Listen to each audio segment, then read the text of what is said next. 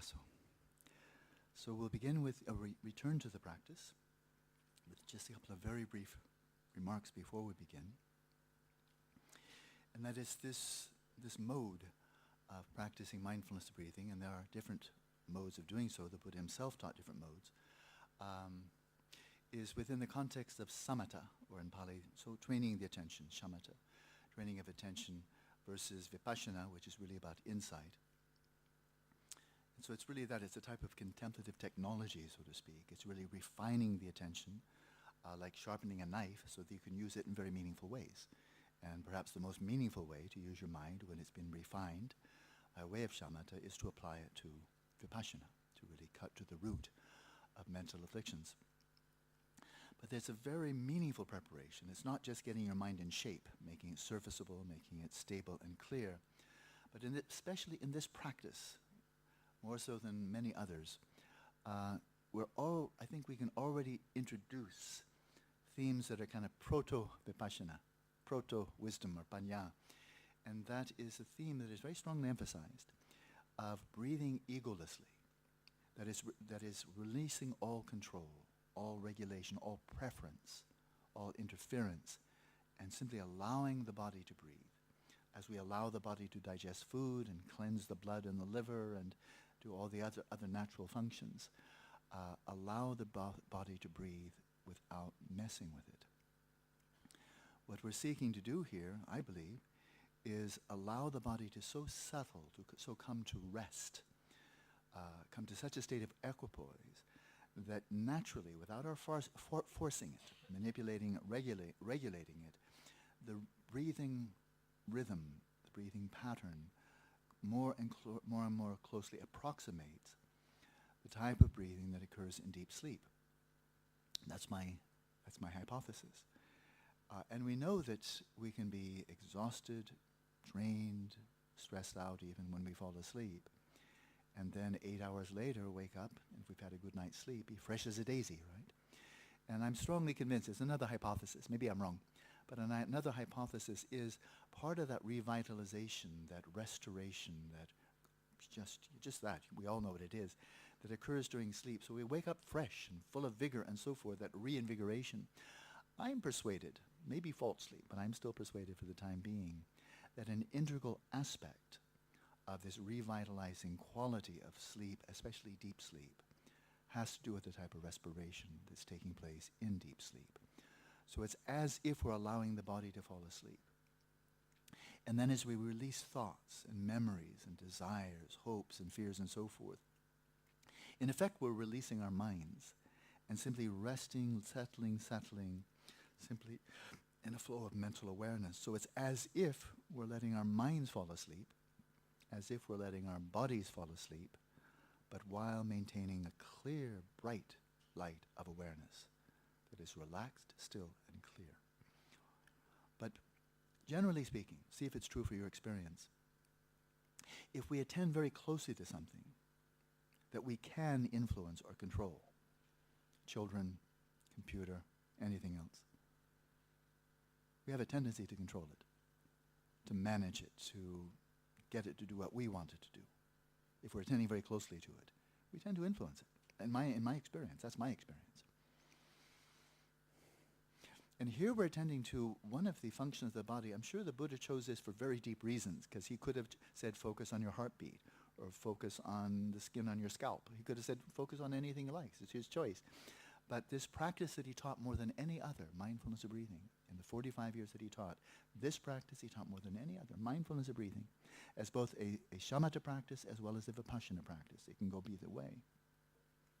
It's one of the functions of the body that works perfectly well when we're not paying any attention to it at all. For example, in deep sleep, nobody suffocates by falling asleep. At least it's extremely rare, right? The body just takes over, and then it turns out to be a very restful type of sleep and a very restful pattern or rhythm of respiration while we're deep asleep. So we can give no attention to it whatsoever, and it does just fine. But anybody right now, you can hold your breath, you can practice pranayama. Right now you can breathe fast, you can breathe slow, you can hold your breath, you can do all kinds of things. If you want to go into manual override on your breath, to a large extent you can. You can't hold your breath for 10 minutes, but still, you can hold it for a minute probably. And so it's one of those rare functions of the body that we can really take over with ego, with I am, my breath, I'm going to do something now, here's my big ego taking charge. We can do that, you know, like writing. I'm going to write what I want to write. I'm not going to breathe the way I want to breathe. But it can also go completely on autopilot with no regulation at all. It can go either way. I can't control my heartbeat that way. I can't say, okay, go 40, and immediately go 40.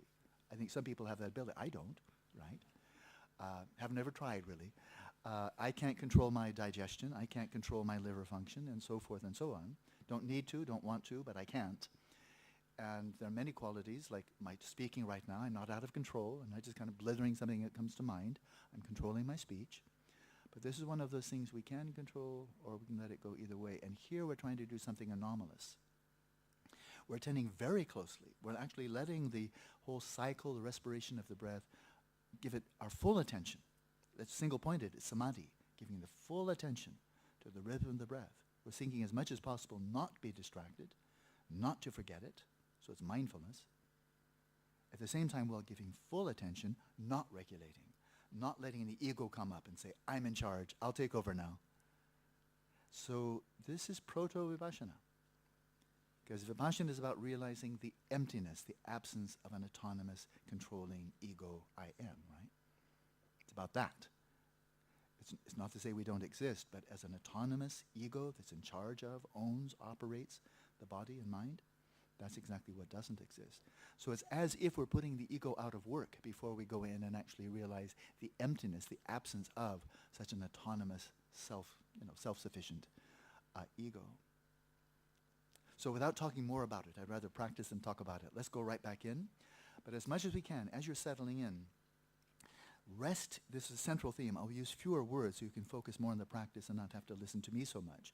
As you're going in, see if you can find this balance between really resting in the stillness of your awareness, not moving around the body, not going up and down with your mind, observing this and that, going everywhere, but remaining still. Here's my symbol, a single finger upraised of a symbolic of an unflickering candle flame, right? Just straight, unflickering, and it is bright. This is just a symbol of that. Letting your awareness be like an unflickering candle flame. So there's the symbol for it. Unmoving, clear, bright, illuminating the sensation throughout the entire body, corresponding to the respiration, not moved by them, not identifying with them, not controlling them, but being very aware of them. Okay? I'll give a bit of guidance during the session, but now with fewer words. So, finding a comfortable position, we'll jump right in, one more 24-minute session. And what we will do today also is I think I'd like to aim at stopping Dharma talk at 3:30. I'd like to do that. Give us an hour for discussion. If we don't have enough to discuss, I can always talk more. You probably figured that one out already. But it would be nice to have conversation, discussion. So we'll leave that towards the end. But I will kind of put a stop. I'll give myself some discipline and stop at 3:30. And then we'll see what happens, okay? And we'll take a break before then. But right now, let's go right back to the practice.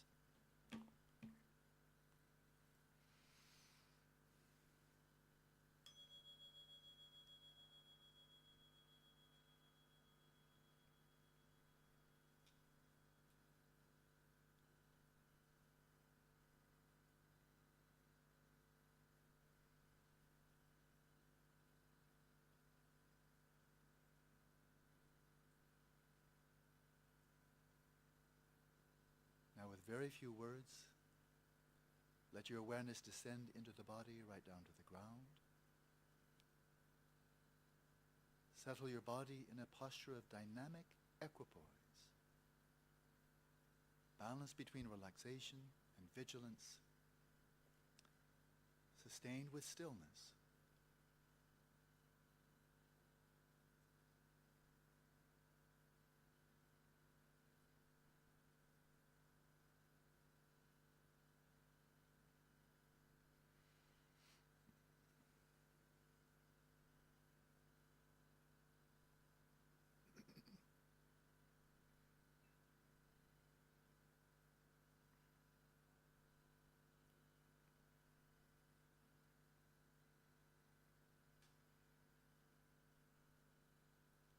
Then in order to settle the inner speech of the mind and its natural state of effortless silence, inner silence, that is clear and bright and discerning. Settle your respiration in its natural rhythm, releasing all control and relaxing deeply in every way with every out-breath.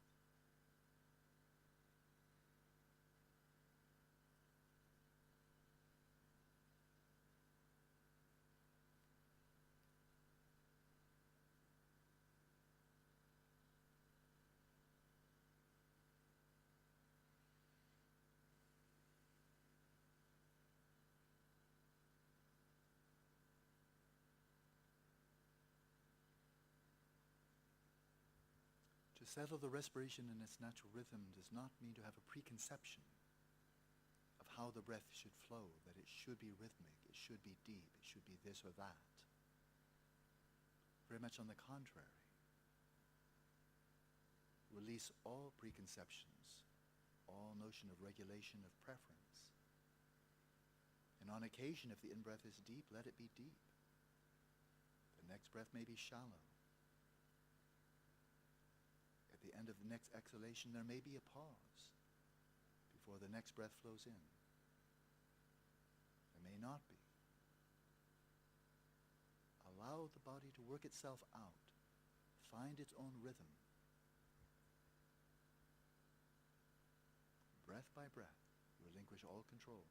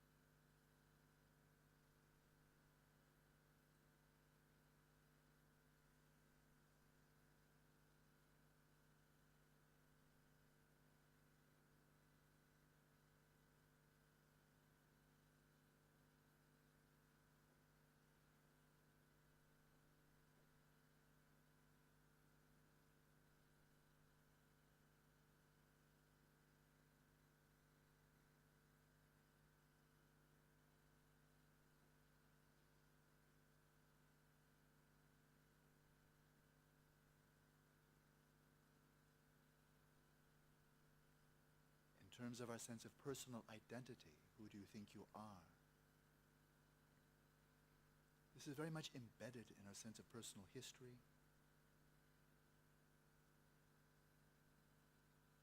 in our anticipation of our own future, a sense of identity embedded in time, in memory and imagination. Now set your mind at ease, releasing memory, releasing imagination, releasing the past, releasing the future. Set your mind at ease, non-conceptually.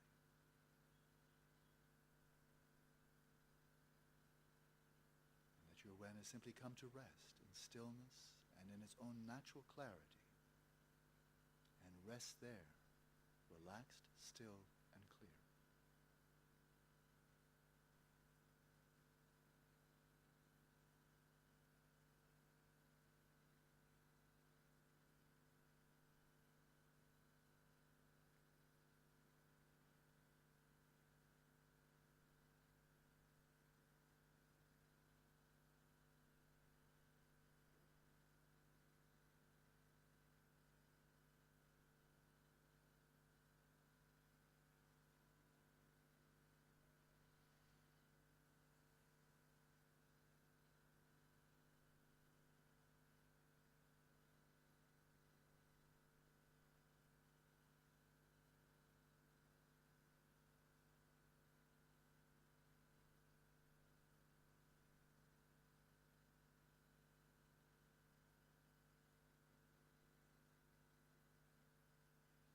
From this stillness of awareness, which is simply awareness, is not a person, an ego, an I, a simple flow of awareness, from the stillness of this awareness,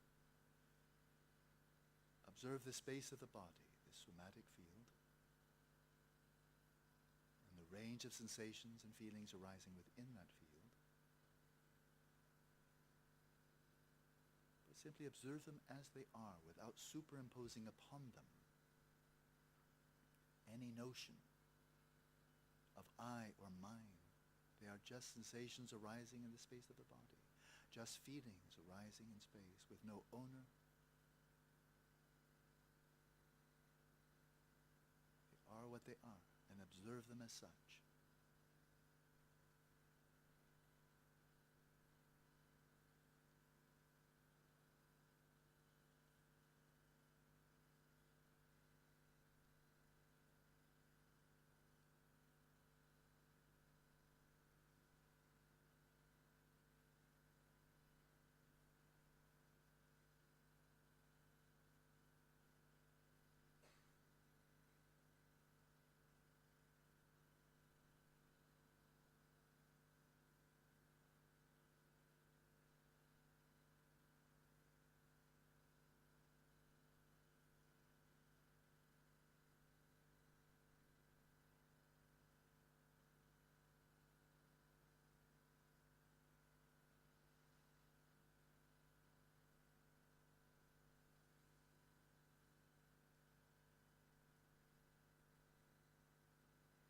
Sustain the awareness of the stillness of your own awareness, the unmoving quality of your own awareness, resting in its own nature, resting right where it is.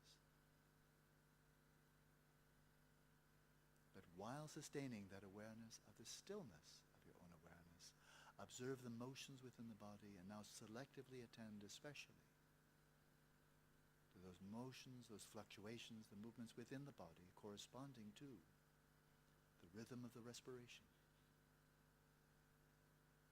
With each in and out breath, noting whether it is long or short, sustaining the flow of cognizance.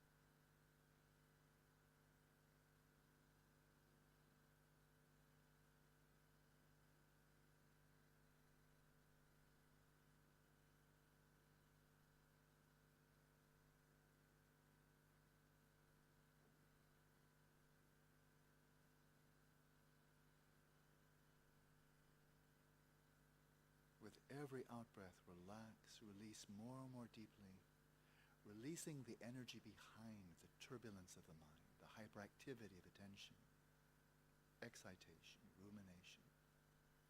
Release the energy behind that as you set your body and mind more and more deeply at ease, loose and relaxed.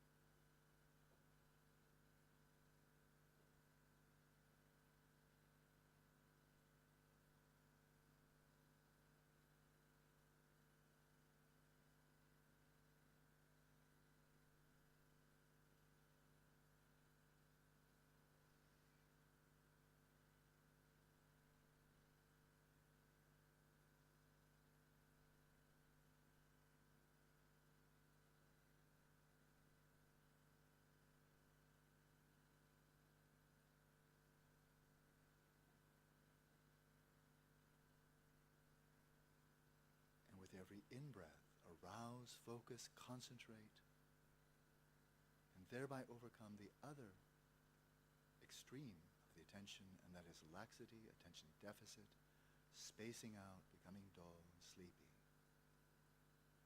So arouse with each inhalation, arousing the clarity. Relax and release with each exhalation,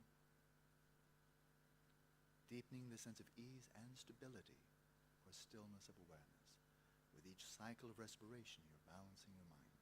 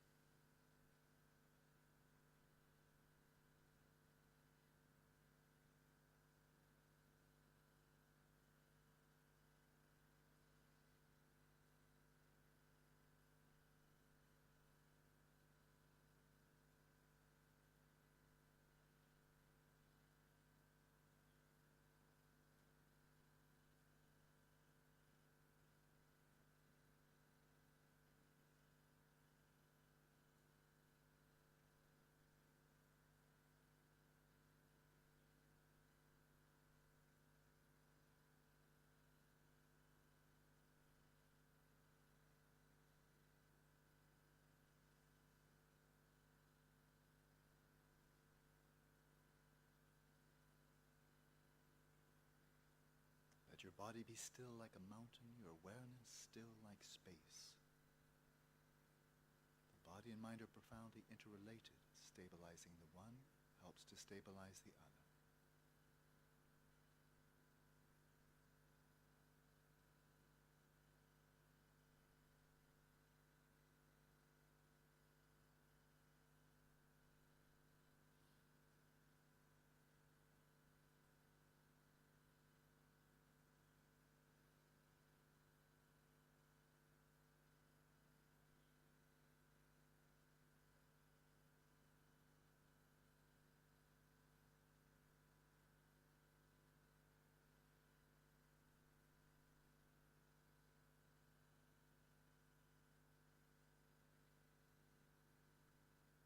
And with as little elaboration, conceptual elaboration as possible, simply be aware of the sensations themselves, without visualizing the body, without labeling, without thinking about these sensations.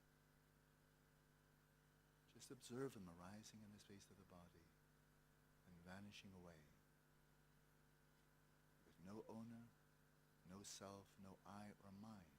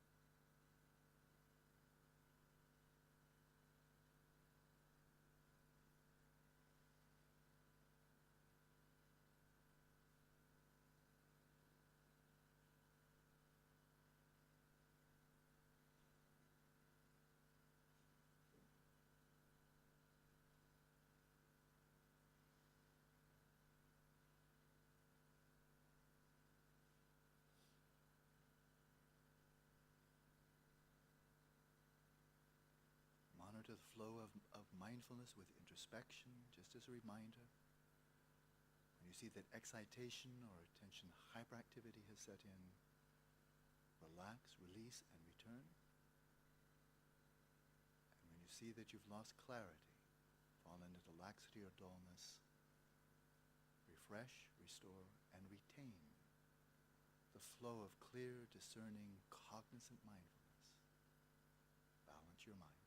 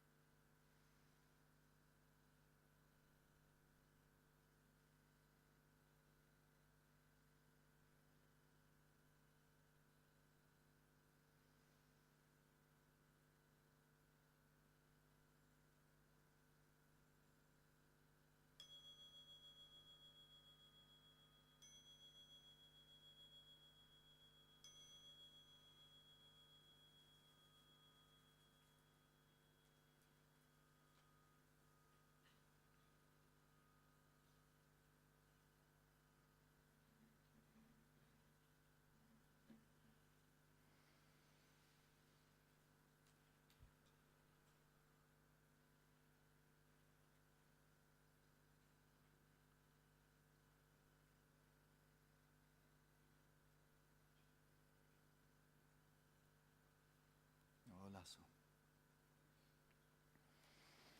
So as I mentioned before, the Buddha himself taught dozens of different methods for practicing shamatha, achieving the dhyanas. There are further practice you find in Mahayana Buddhism, you find further in Vajrayana Buddhism. But among them, this particular practice, which is actually taught and practiced in all these schools. The practice mindfulness breathing is taught in the Prajnaparamita, classic Mahayana teachings attributed to the Buddha by the Mahayana tradition, and I've also found it in Vajrayana. In some of the Vajrayana tantras, you find references to mindfulness of breathing, so it's really not a sectarian practice at all, and Buddhists are not the only ones who practice it. I found teachings on mindfulness of breathing in the Christian tradition, for example. This is emphasized so much, I think, for many, many good reasons, and here's just one more. Of all the shamatha methods that I'm aware of, I think this one may be unique in terms of its physically therapeutic quality in the following way. And that is, we all know, so I'll be very brief on this, if we get a cut, if it's not a terrible cut, just a minor cut, we all know what to do. Keep it clean, don't use it, put a Band-Aid on it, and a week later it's probably fine, right? We all know that. We take it for granted. It's quite amazing, actually, but we take it for granted. Even more amazing than that is you break a bone, and you just set it, and lo and behold, 2 months later, it's grown back, and it's quite amazing. We take it for granted, but it's still quite amazing. The body has this ability to heal itself to a very large extent, even when you get a fever and so forth, runny nose and all of that. It's the body fighting off the virus, right? And the body fights off bacteria. The body is does need medical help on, multiple occasions, especially in injury and some types of disease and so forth. But the body does have an extraordinary capacity to heal itself, but we must make sure we don't inhibit that, don't get in the way, right? So if you have a cut and you're foolish, you don't keep it clean, you keep on using it, and you get it contaminated, then a cut can turn gangrenous and kill you, right? Break a bone, don't set it, keep on using it as if it's not broken, you'll be crippled for life, right? So we do need to do things not to heal the bone. We don't need to do anything to heal the bone. We don't know how to heal a bone. No doctor knows how to heal a bone. No doctor knows how to heal a cut. Not even the greatest plastic surgeon at $10,000 an hour knows how to heal a cut, but they do know how to make sure you don't get in the way and allow the cut to heal, the bacteria to be warded off, and the bone to heal and so forth. So we know all of that. We take it for granted. But we shouldn't. It wasn't always known about infection. We didn't always know about that. But then we can ask for other types of physiological disorders that are subtler than broken bones and abrasions. How about stress? Being really intensely stressed out. People that just are crippled, debilitated by the amount of stress, the tension, the psychological anxiety they're carrying, but the stiffness, the tightness that may be carried chronically, right? This is clearly a disorder in imbalance of what we would call, in modern medicine, the nervous system. I resonate very strongly with traditional medicine here. Indian Ayurvedic, this is an imbalance of vata. Within vata, pitta, kapha, wind, bile, phlegm, this is an imbalance of wind. Among the 5 elements, it's an imbalance of vayu, the air element. In the traditional Chinese medicine, an imbalance, no doubt about it, of qi, right? And the Tibetans have something very, very similar. So there's a whole range of physiological, physical disorders that are on this kind of energetic level.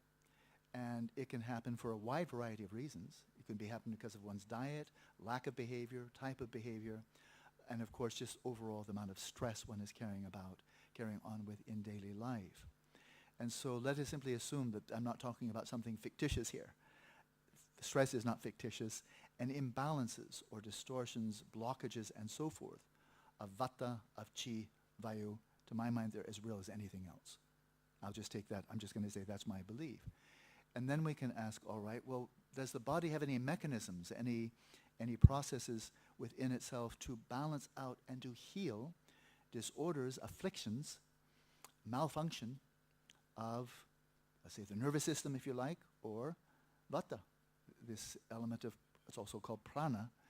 And the answer is, well, there's a whole range of practices where we get in manually and really try to regulate, to refine, and to direct the prana in order for them to function more efficiently and to support the practice of samadhi, one's spiritual practice altogether, and that's pranayama.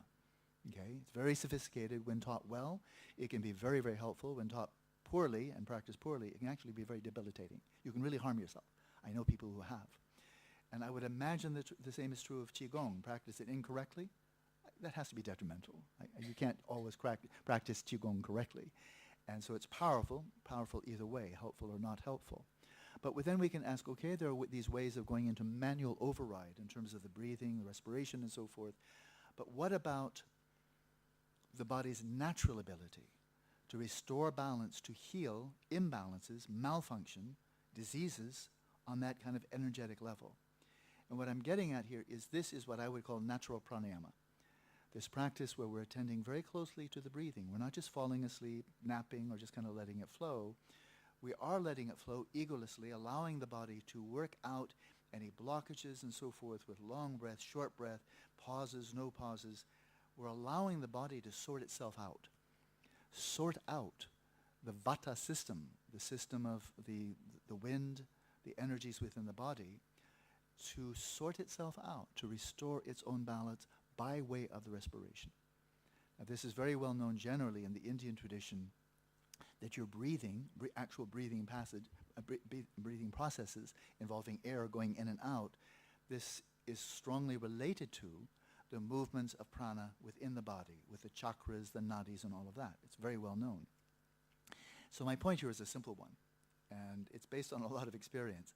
And then this practice, I've for as long as I've been teaching this practice as well as others. So I've witnessed a lot of people doing this practice who come to the practice with maybe a lot of stiffness or tension or knots here, knots there, and so forth.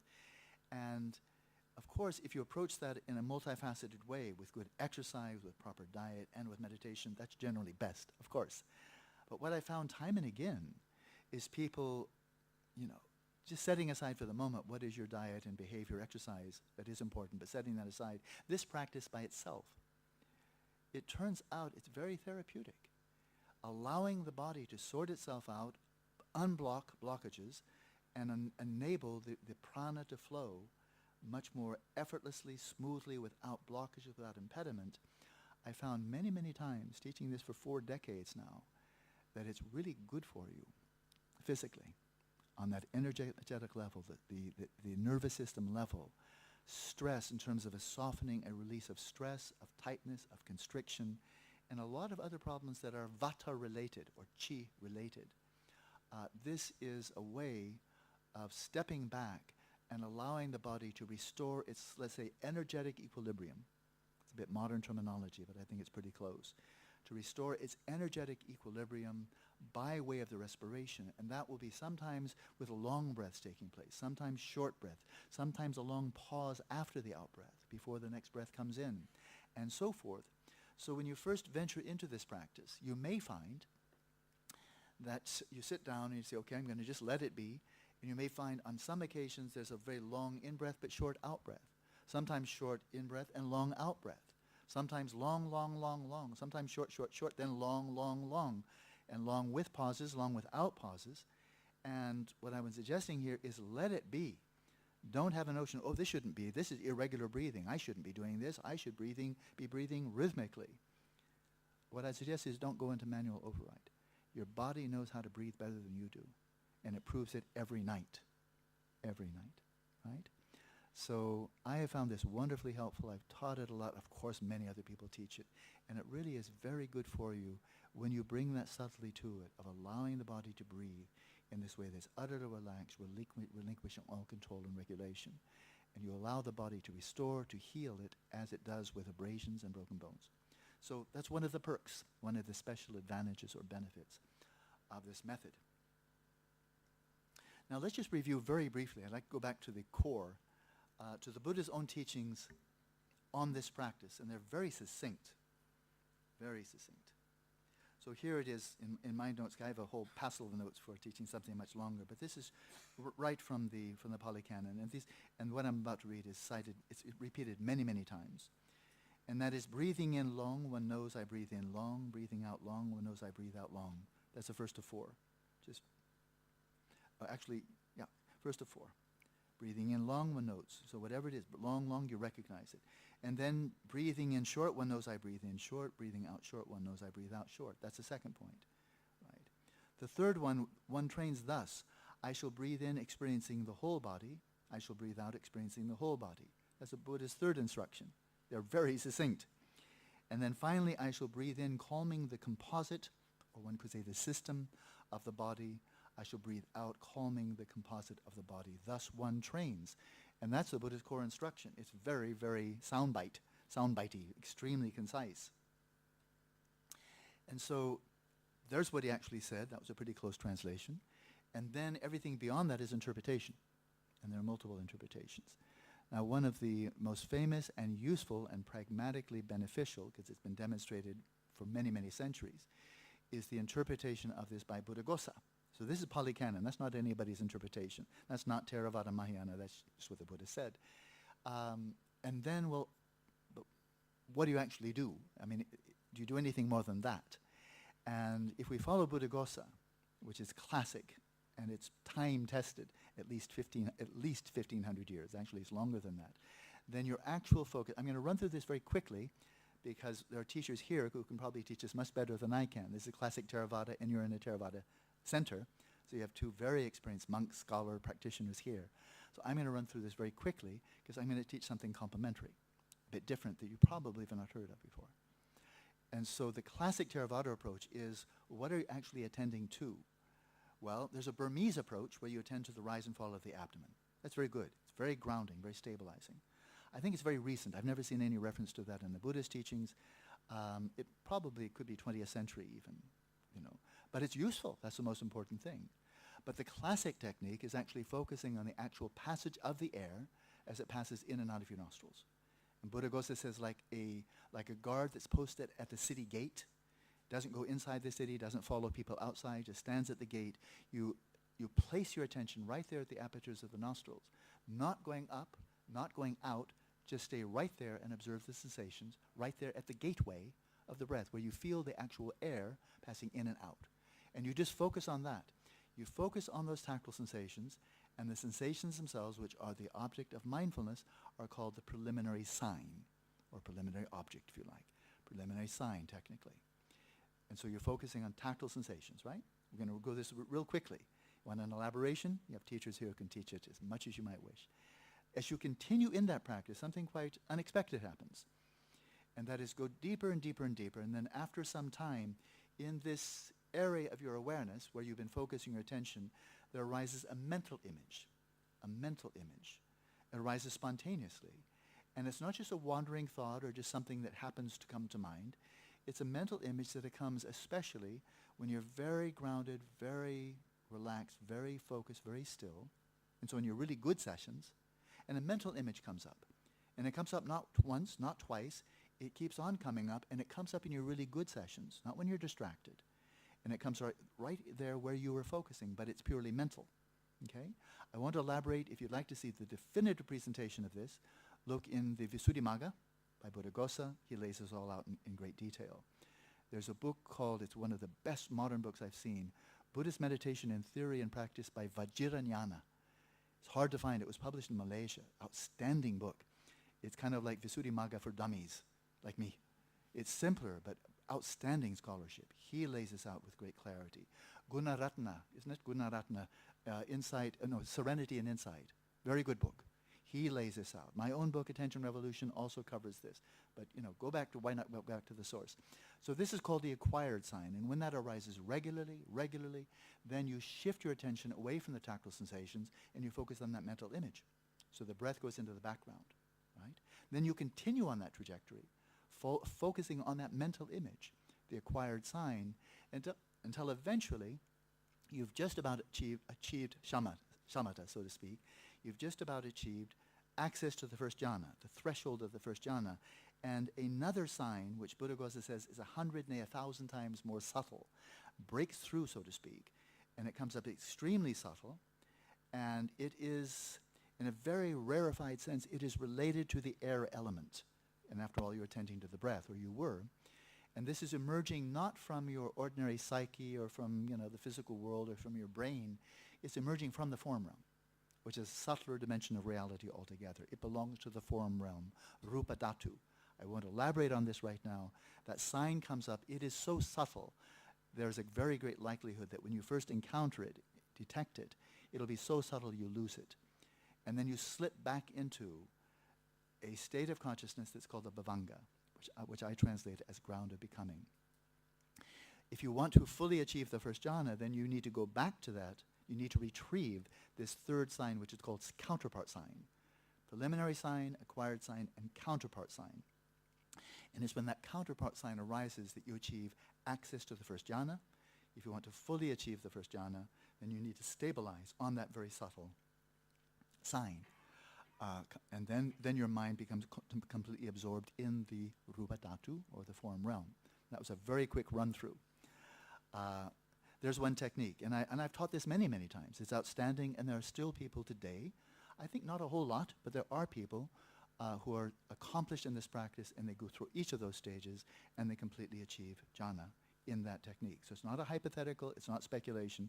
It has been done literally thousands of times. So it's old medicine that's been taken many, many times. I will just give a brief account of this bhavanga, because I find it very, very important, and often not mentioned much, actually. And so this bhavanga, that extremely subtle sign or mental appearance arises. It's so subtle that you're not able, it's just too elusive. And you fall back, Buddhaghosa says, like a little toddler, like a little 1.5-year-old that gets up on its wobbly little legs and then falls back on its bum. Like it? He says it's like that. Your attention rises up to meet that counterpart sign, but it's so subtle that you wobble and you fall back on your bum, mentally. And the bum is the bhavanga, is this ground of becoming, right? Now you can rest there, but then if you simply rest there, you will not fully achieve the first jhana, which could be quite useful. But here's what's said about the bhavanga. And I find this very interesting, and I will allude to this again.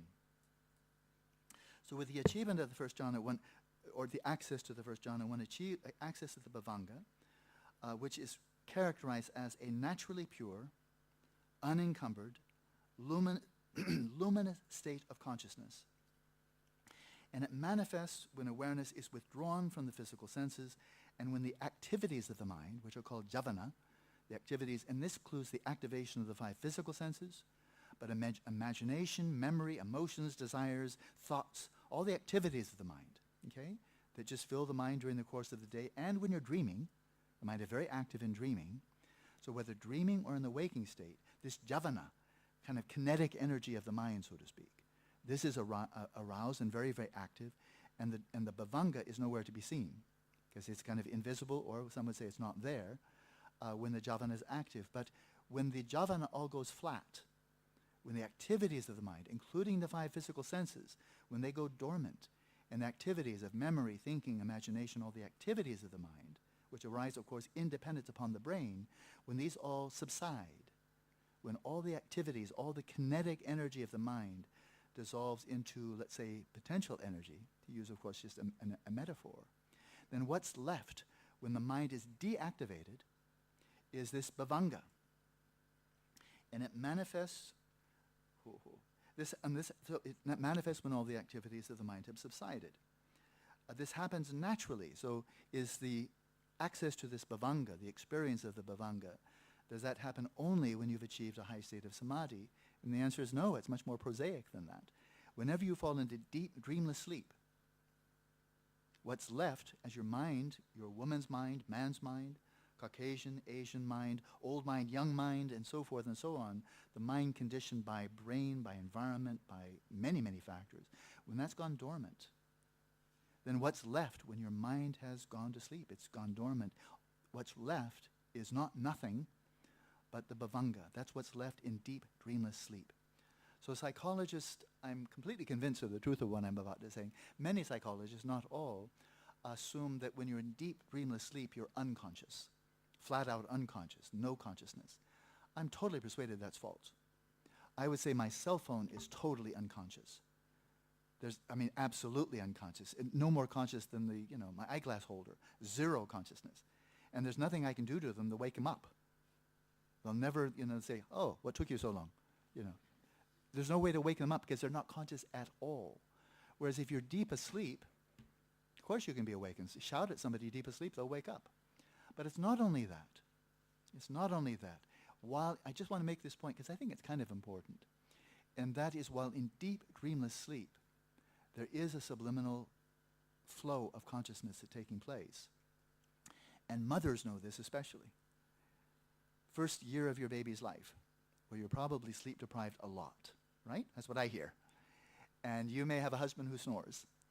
And so you could be lying in the same bed with your husband who's snoring like a tractor, and a police car could go by with sirens blaring, and you don't wake up, right? You don't wake up. It's a louder noise, but then you hear, wow. All the women laughed. You can wake up for that. There is a discerning type of awareness in deep sleep. You wake up for the baby, but not for the tractor sound of your husband snoring or of the police car that goes by. But one is louder, so you should wake up when it's louder, right? Except for you don't. So there must be some discerning awareness that distinguishes need to wake up for that, don't need to wake up for this. And you're in deep dreamless sleep, right? Another case of this is many of you who have to catch early flights, and sometimes you forget your alarm clock. And not everybody, but a lot of people, they say, I've got to wake up tomorrow at 3 o'clock, otherwise I'm going to miss my flight, and that'll be a catastrophe. And they wake up at 3 o'clock. Well, you couldn't do that if you were absolutely unconscious from the time you went into deep sleep until you woke up. How would you know when it's 3 o'clock? There has to be some kind of a subliminal timer there. And some people can do that in meditation. You want to meditate for an hour, you meditate for an hour. Boom, you come out. So there has to be some registering of time. but it's subliminal. It's implicit, not explicit. When you're in deep dreamless sleep, you're not thinking 1 minute went by, 2 minutes went by. That's the fire, that's the police car, don't worry about it. That's my husband, don't worry about him ever. You know, you're not thinking that. It's all implicit. It's implicit, but it is knowing, right? It is a flow of consciousness, and of that I'm completely persuaded. And so this occurs in deep sleep. What's left there is the bhavanga. Bhavanga. If you faint, you go comatose, or you go under general anesthesia. You're not explicitly aware of anything, but you have more consciousness than a cell phone. Otherwise, you never come out. The cell phone will never wake up, right? And then, dying process. It's straight from the Pali Canon, from the Theravada tradition. And that is when you're dying, and you're slowly dying, slowly dying, and your brain is shutting down, and you can't remember, and you can't see, your imagination is going flat. Your brain's just shutting down, basically. Shutting down, and then goes, flatline, right? That flatline corresponds to bhavanga. The javana, the activities of the mind that are arising independent upon cortical activity, the frontal cortex, hippocampus, amygdala, visual cortex, and so forth and so on, they're no longer functioning brain. They're no longer supporting the javana of visual awareness, auditory awareness, imagination, memory, and so on. The brain has gone flat.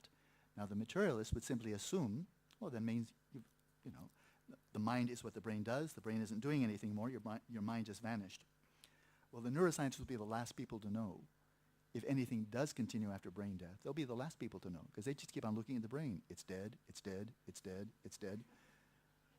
If you look at the brain, you'll never know whether there's anything that goes beyond brain death because you're looking at the brain and we know that's dead. If there's anything that continues on after brain death, you won't know about it by observing behavior because dead people don't behave. And you won't know it by studying brain because the brain is dead. If there's anything that continues, the only way to know about that would be by looking at the mind itself. And that's just straight logic, right? And who's been looking at the mind more deeply than anybody else over 5,000 years are contemplatives. And among them, for the last 2,500 years, Buddhist contemplatives. You come to the end point of the dying process, and what you're left with is not annihilation, but just the mind that arises independence upon the brain has gone flat. But it's not evaporated into nothing, it's dissolved into its source, into its ground of becoming, bhava anga, the ground of becoming, and the becoming is the becoming of all the javana, the activities of the mind. And so you access the bhavanga when you die. But most people die non-lucidly. As they go, the further along they go on the track of dying, the less aware they are. And when they get to the bhavanga, they're just blacked out, like going into deep sleep and really not explicitly being aware of anything. Another way to access the bhavanga, but lucidly, knowing it when you get there, is by way of shamatha. Where as you follow the path of shamatha, you're getting more and more deeply relaxed, as if you're dying, more and more still, as if you're falling deep asleep, but clearer and clearer and clearer, unlike anything else. So that's the anomaly here. You're sending your body to sleep, you're sending your mind to sleep, but the clarity of awareness is actually being enhanced. And that's integral to the practice of shamatha. You don't just become clear and stay there. You get clearer and clearer and clearer, brighter, sharper, more and more acute. So that's a bhavanga in a nutshell. And this is what we find in the Pali Canon and the Theravada. Then we find something quite similar. I'm just going to jump ahead here in my notes. There's notes for something else that I've used a lot. And that is, if you don't mind, you can see my robes are not that of a Theravada monk. I'm not a monk, and I'm not a Theravada practitioner.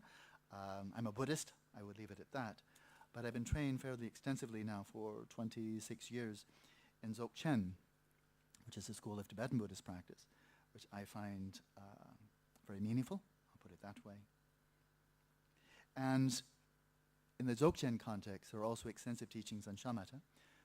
There are references to mindfulness of breathing, which I'll get to a little bit later, and we're going to take a break pretty soon here. But they also talk about the coarse mind, the activities of the mind, or the javana subsiding, dissolving into a ground. They don't call it bhavanga. I've never found that term in Tibetan or in Mahayana Buddhist literature. I haven't seen it. It may be there, I haven't seen it. But there is a term that is used in Dzogchen, and they say this is what's left when your coarse mind, your man, woman's mind, the mind arising independence upon the brain, when that dissolves away, when that melts, so to speak. When that melts away, it doesn't melt into nothing, it melts into its ground. And in the Dzogchen tradition, that ground is called the alaya vijnana. I translate as substrate consciousness. And here's how it's described. And what I'm talking about here, if what I'm saying is true, and you might sense I'm deeply convinced what I'm saying is true, then I'm talking about you, not about Buddhism or somebody else. So here's a statement from a classic 19th century text that I translated. I won't go into elaboration, our time is short. But the rope of mindfulness and firmly held attention is dissolved by the power of meditative experiences as you're practicing shamatha. Until finally the ordinary mind of an ordinary sentient being, as it were, disappears. That's what happens when you achieve shamatha. Theravada, Mahayana, Vajrayana. When you achieve shamatha, your ordinary mind, with which we tend to identify very strongly, it dissolves. So if you identify with that, you're going to have a panic attack of a sense of being annihilated. So you might want to not do that. Identify with your mind. It's not you, so why, give it a rest. The ordinary mind of an ordinary sentient being, as it were, disappears. Consequently, discursive thoughts become dormant, that's the javana, and moving thoughts vanish into the space of the mind. One slips into the vacuity of the substrate, which is the alaya, a sheer vacuity of mind, in which oneself, others, and objects vanish. Clinging to experiences of vacuity and luminosity, because it's also luminous, not in the sense of seeing something bright, but in the sense of being brightly awake, alert, vivid, intense, sharp, clear. Not seeing something clear, your mind is clear. Sharp, but it's a clarity within a vacuity. Clinging to experiences of vacuity and luminosity while looking inwards, the appearances of oneself, others, and objects vanish. That is the substrate consciousness. One has come to the essential nature of the mind, kind of the ground state of the mind. Right? That's what happens when you fall asleep, and then you wake up, and out of that ground state comes your waking mind again. Right? Have general anesthesia. You're out, and then out comes your mind again. It pops out like a jack-in-a-box. Pop goes the mind.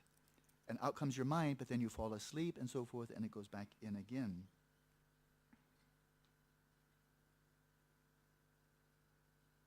It's a lot more, but our time is very, very, very short here.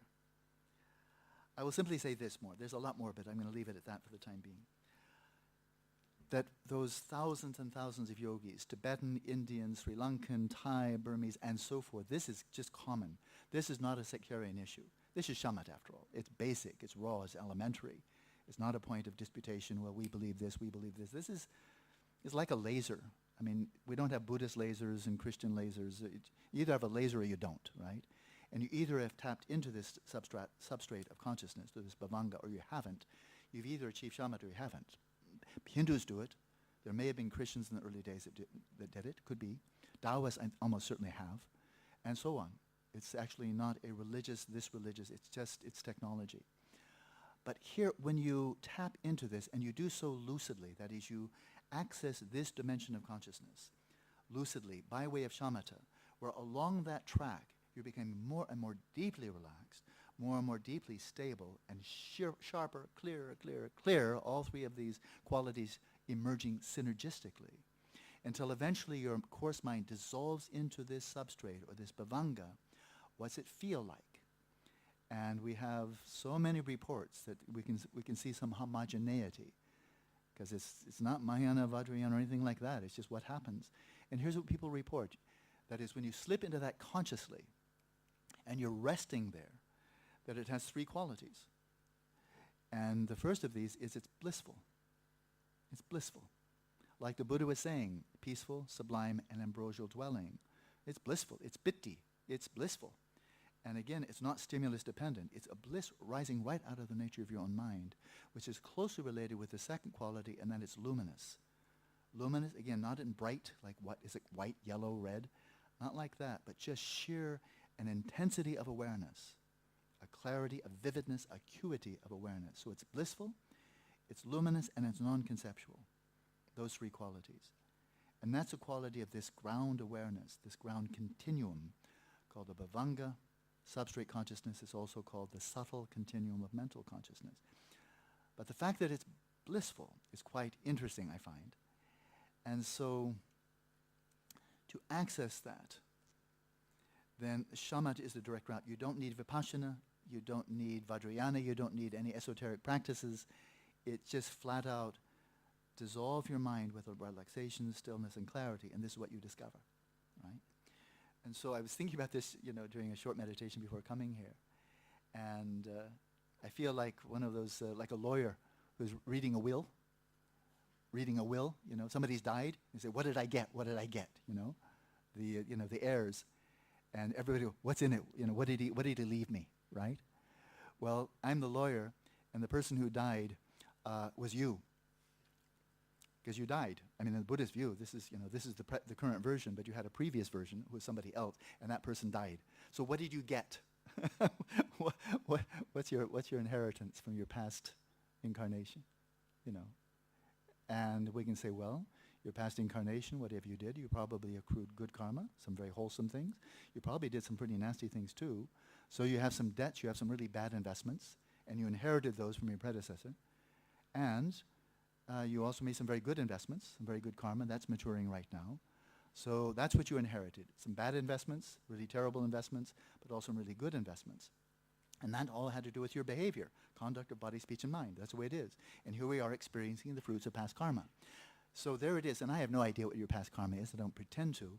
But then we can ask, well, by the way, in addition to whatever good karma and bad karma you might have accumulated, here's something else you inherited from past life, past, all the way to, no beginning. What you also inherited is this bhavanga. Because that did not originate at conception. It does not emerge from your brain. It's not javana. It's something that is prior to the brain, and after the brain shuts down, this is what carries on. It's bhavanga. It's called substrate consciousness. It's called by different names. In the Buddhist tradition, even there are different names. But so this is your inheritance. This is like a hidden treasure. And it's a treasure of bliss, of luminosity, of non-conceptuality. Oh, but just by the way, it's also a repository of past life memories.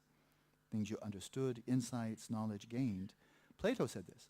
Plato himself. Plato believed in reincarnation, so did his teacher Socrates, and so did his indirect teacher Pythagoras. But it was said that Pythagoras could remember 20 of his past lives. So this is your inheritance. That in your mind stream right now, there is a dimension which is by nature blissful, luminous, and non-conceptual. And then we can ask, well, if that's the case, why am I not just walking around blissful, luminous, and non-conceptual all the time? If I inherit it, well, it's like inheriting a gold mine, but you don't know where it is. You own it, but, the map, I forgot. It's there someplace, And what we have in the teachings of shamatha is the map. It's your gold mine. You're not tapping into somebody else's bhavanga. It's not Buddha's or God's or anybody else's. It doesn't belong to anybody else. Yours is yours uniquely. It's also not a collective unconscious. It's not generic. It's not shared. So you don't have to share. It's just, your own continuum. But it is a continuum where its natural state is blissful, luminous, and silent, serene, utterly peaceful. And we're not talking about nirvana here. It's on a relative level. So when you've accessed the preliminary sign, the acquired sign, and then this preliminary, the counterpart sign, it's at that point that you access this bhavanga. Or you can access it here in the Tibetan tradition by these practices taught in the Tibetan tradition. But now, before we take a break, and it'll be very, very short now, I'd like to propose now something that is an interpretation, clearly, very much inspired by the Dzogchen tradition. Okay, so this is not Theravada. The Theravada I just explained, and you can get a lot more commentary. I just go straight to Buddhaghosa. He's pretty clear. It's dense, it's a little bit complex, but he's definitive, and it's an outstanding presentation of these 3 different signs or progressions to access jhana, full jhana, and so forth. It's there. It's well translated in English. It's all good. But a lot of my training, most of my training, has been in the Sanskrit Indo-Tibetan tradition. And one of the great teachers in the Mahayana Indian Buddhist tradition, who was pretty close to it, I think he was a contemporary of Buddhaghosa, 4th, 5th century. His name was Asanga. Those of you who studied Mahayana Buddhism, he's a very big name. And so he taught mindfulness of breathing, all 16 phases that the Buddha taught. He gave commentary on all. And he taught, of course, he commented on and interpreted these 4 bullet items. And that is long, long, short, short, attend to the whole body, breathing in, attending the whole body, breathing out, calming the system of the body, breathe in, calming the system of the body, breathe out. That's it. That's what the Buddha had to say about about mindfulness of breathing as a shamatha method. There's more in Vipassana. We don't have time for that today, right? And so, but a Sangha, interestingly, makes no reference to attending to the sensations of the nostrils. He makes no reference to the preliminary sign, acquired sign, or counterpart sign. It's nowhere there. And I've studied a good deal of Mahayana literature, Tibetan Buddhist literature. I'm fluent in Tibetan. I've not seen it anywhere. So here's a second approach, which might be interesting. I'm going to give a tiny bit of background, then we'll take our break. When you achieve shamatha, you cross the threshold into the form realm, then your awareness withdraws from the desire realm, this physical realm, sensory impressions and all of that. It withdraws from that, crosses the threshold, and goes into another dimension of existence called Rupa Dhatu. And we've seen how with the preliminary, acquired, and counterpart signs. What's the trajectory? A Sangha's approach is different. The same thing, breathing in long, one notes breathe in long, breathing out long, when he says that. And then breathing in short, breathing out short, he says that. But when we come to the third one, this is an interesting one. Attending the whole body, one breathes in, attending to the whole body, one breathes out. Buddhaghosa says, this is a bit kind of advanced. This is not introductory, basic. This is a bit more advanced level interpretation. Buddhaghosa says, attending to the whole body is attending to the whole body of the breath. The whole course of the inhalation, whole course of exhalation, that's the whole body. So he's speaking of continuity, maintaining an awareness of the whole body of the cycle of the respiration, whole in-breath, whole out-breath. That's what he means. He says it very clearly, right? So he's speaking of continuity of attention, kind of flow, of kind of continual engagement through the whole cycle of each cycle of respiration. A Sangha, that's where he differs, gives a different interpretation. He never makes any reference to focusing here on the rise and fall of the abdomen or the sensations of the breath at the nostrils. He says, when the Buddha said the whole body, he meant the whole body. The object of mindfulness is the whole body and the sensations of the breath, the fluctuations of prana within the entire body. That's what he's referring to. So it's a very literal interpretation. It's not wild-eyed and crazy. He said the Buddha said whole body, that's what he meant. So that's what we've been doing for the last couple of sessions.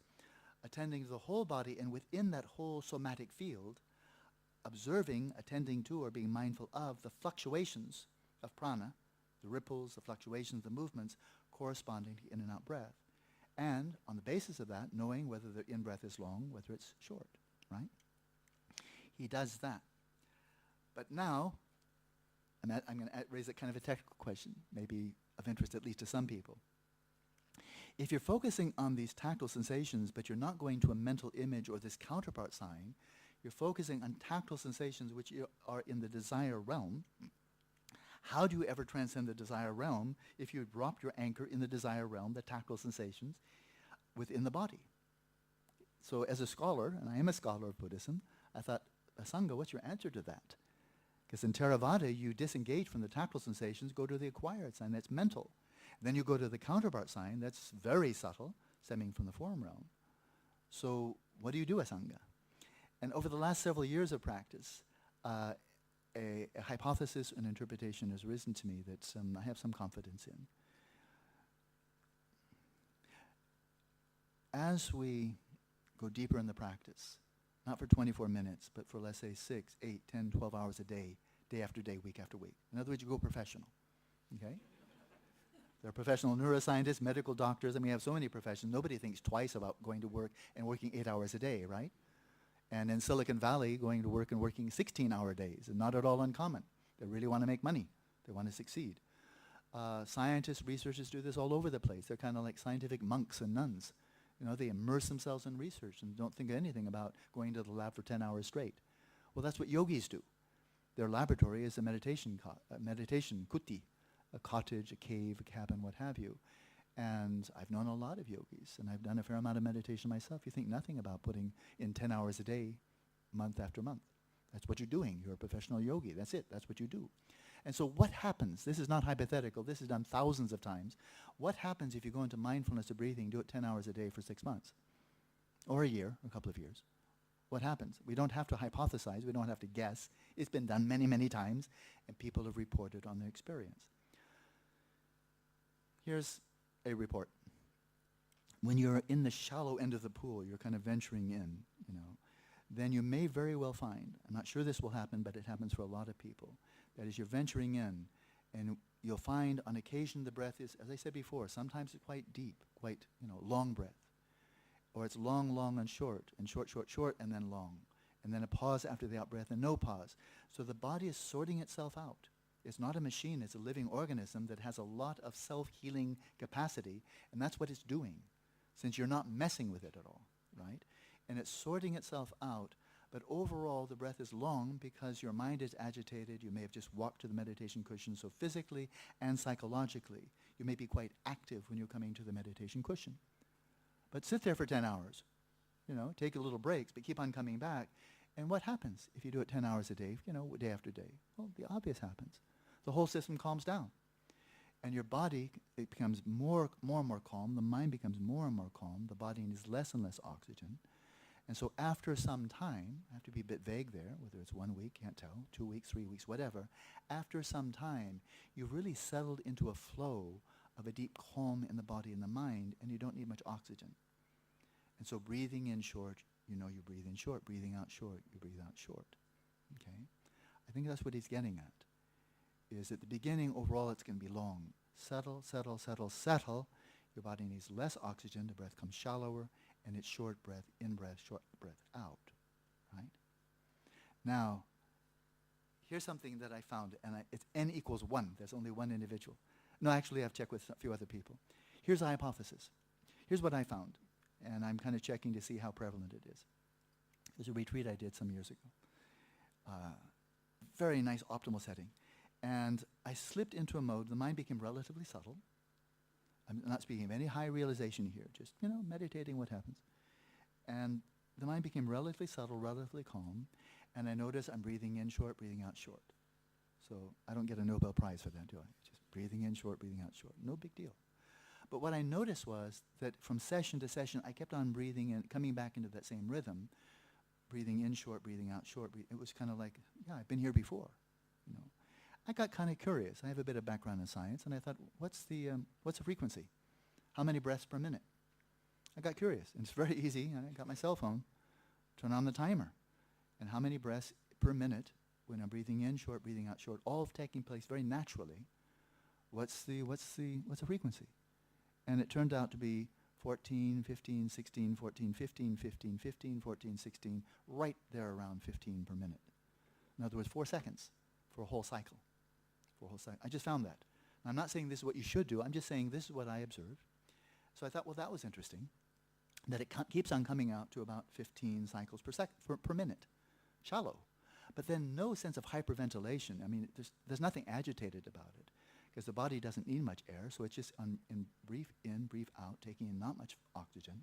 But you feel very calm, but the breath is shallow. That's what I found, right? And I found it was just kind of average right there at 15 per minute, okay? I thought that's interesting. But I have a lot of background in Vajrayana Buddhism, Tibetan Buddhism, Vajrayana Buddhism. And there's a commonly, it just occurred to me at one point in this retreat. I know I've read this. In fact, it's very commonly known in Vajrayana Buddhism that in a 24-hour period, well, the average or the norm is to have 21,600 cycles of breath in a 24-hour period. 21,600, that's what they say. It's everywhere. Anybody who studied Vajrayana, that's the number that comes up. How many times do you breathe in a 24-hour period? 21,600. Okay, want to bring out your calculator? How many per minute? 15. 15. I thought that was interesting. Maybe that's really healthy breathing. And then I thought, well, I've noticed this a lot when I go deeper into meditation. It's really as if the body falls asleep. It's like the body's just gone snoozing. I'm wide awake, bright-eyed and bushy-tailed. My body's just out for the count. And when I go kind of deeper, the mind gets very quiet. It's kind of as if the mind went to sleep, but my little candle's still on, bright, clear, lucid. I mean, wide awake, just the mind's not doing anything, and the body's asleep. That was my experience. Again, no big deal, but it's kind of like the body and mind both go asleep. So I got curious then. Well, there's a lot of research on sleep. I know one of the people done a lot of it himself, and so I just Googled. This is the extent of my research. So much research on. Here's a real easy one. When people are in deep sleep, statistically, what's the cycle of breathing when you're deep asleep? That's really easy to measure. I mean, that's really easy. And so I checked it out, just Googled it. 15 per minute. Shallow breathing, very rhythmic breathing, shallow, 15 per minute. That's interesting.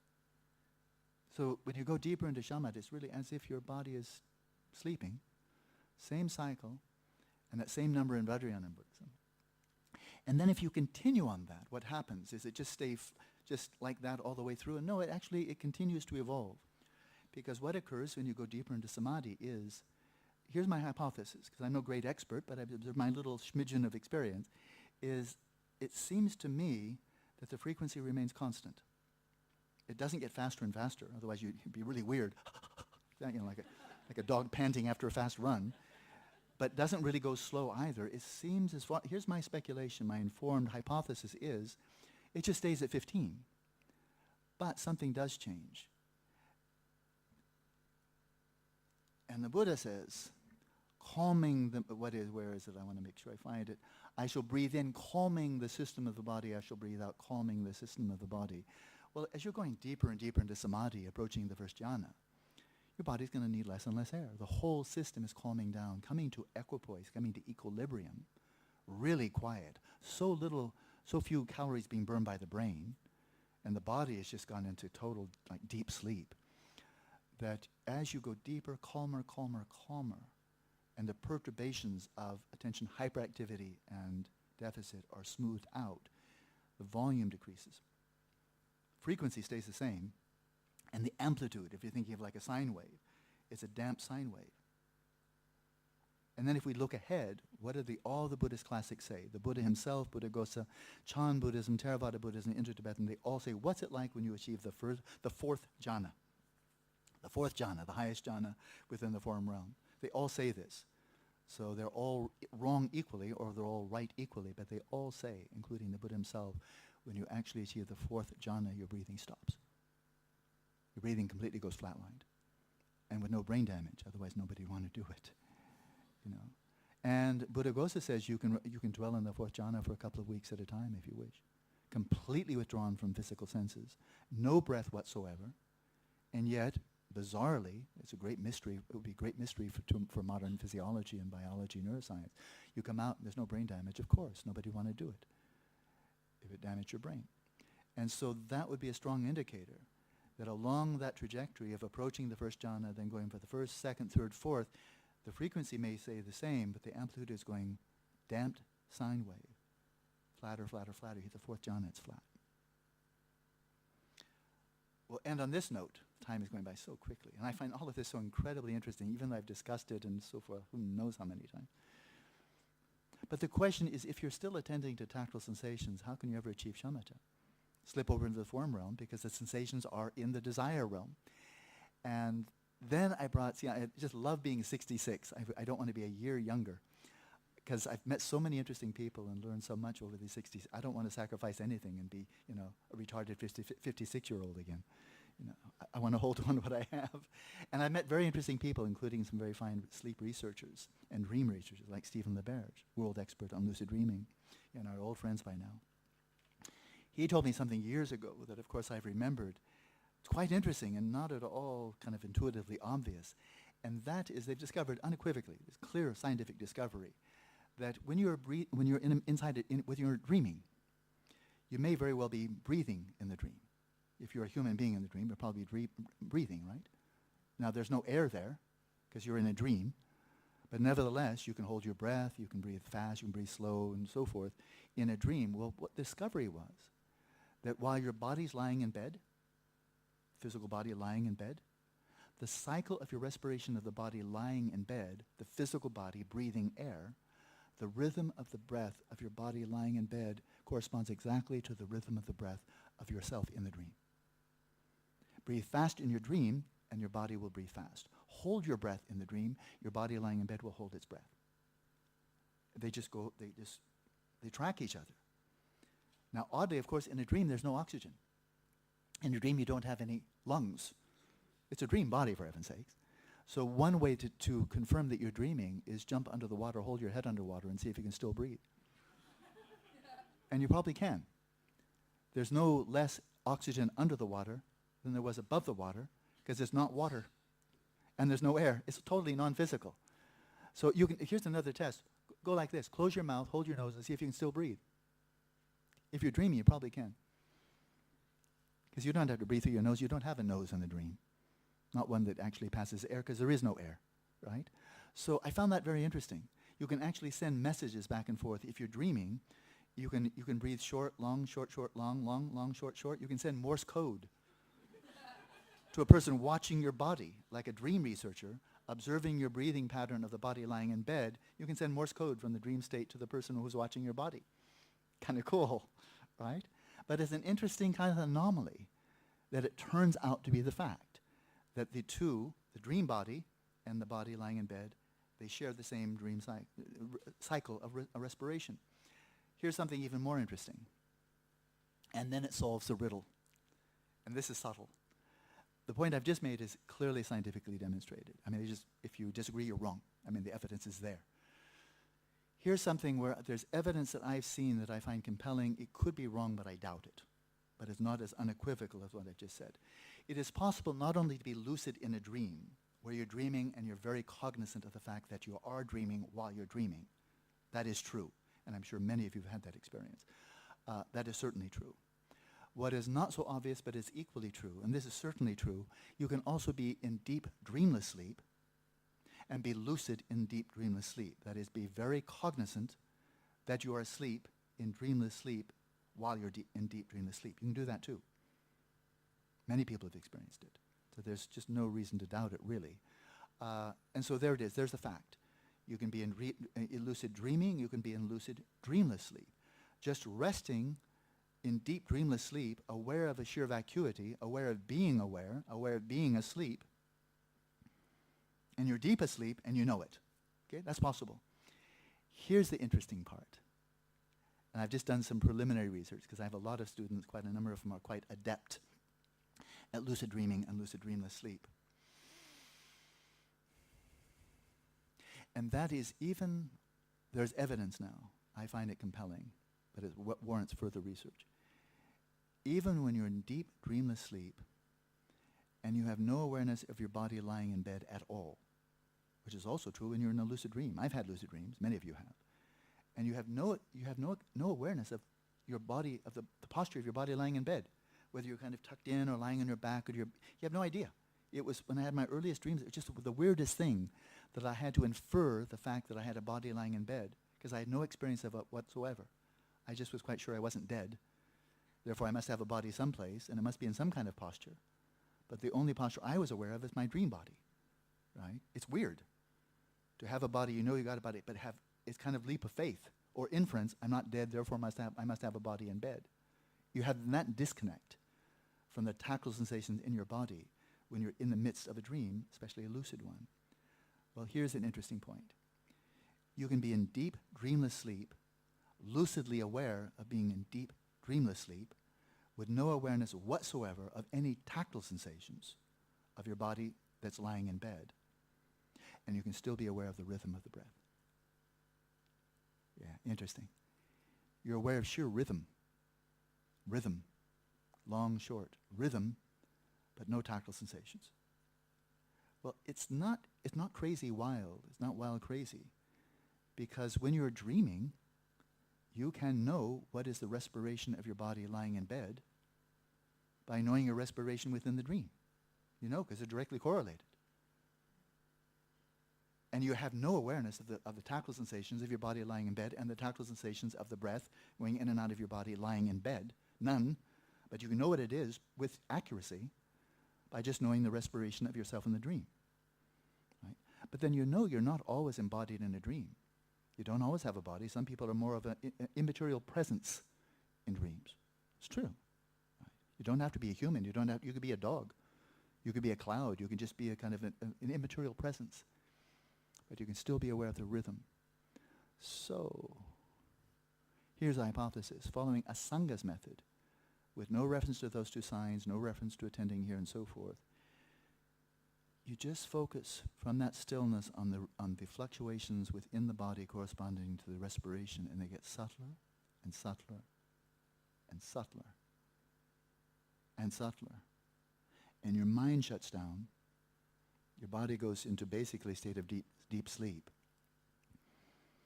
And your awareness may so withdraw from the tactile sensations that you're just resting in awareness itself. Your mind may dissolve into the bhavanga, into the substrate consciousness, and you could still be aware of the rhythm of the breath. And you could achieve shamatha that way, with no counterpart sign. Just go right into the substrate consciousness. So that's an alternative route. Okay? Time went by so quickly, at least from my perspective. But I'm talking, so I find what I'm saying really interesting. So if you don't, this maybe the time just dragged on. So right now it's 5 minutes past 3. 5 minutes past 3. So let's come back at 3:35, and we'll go have one more session, and then we'll just have time for discussion. Okay? Good.